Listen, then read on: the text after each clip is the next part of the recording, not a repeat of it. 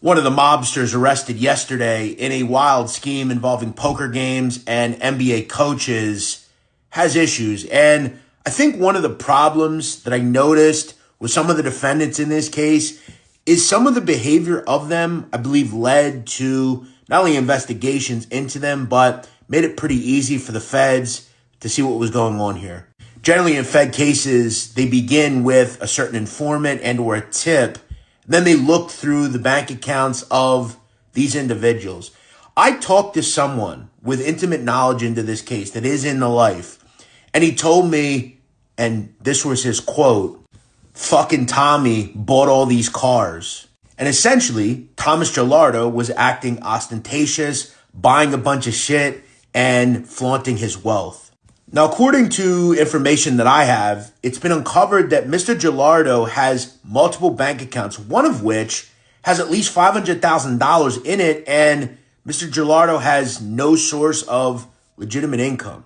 Throw in the fact that he purchased a Lamborghini SUV with a down payment of over $100,000, which he also makes $5,000 monthly payments for that vehicle. Now, this is not the only luxury vehicle that Mr. Gilardo owns. He also has a G-Wagon, which is a nearly $200,000 car, and he does not have a job.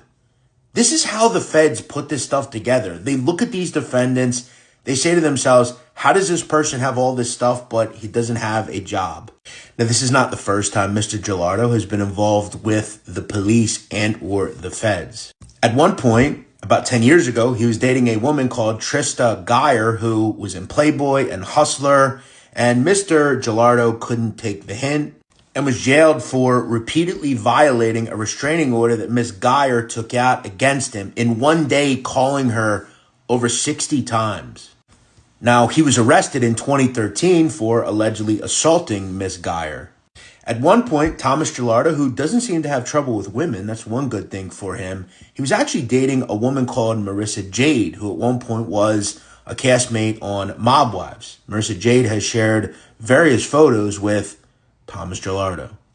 Tommy Gilardo definitely did some things that were on the auspice of the feds. I will also point out, according to sources that I have, around a year ago, due to some of his wild behavior, it's been discussed that Thomas Gilardo has been chased from New York, which essentially means that no mob family will deal with him, including the Bonanno crime family, who at one point were dealing with him.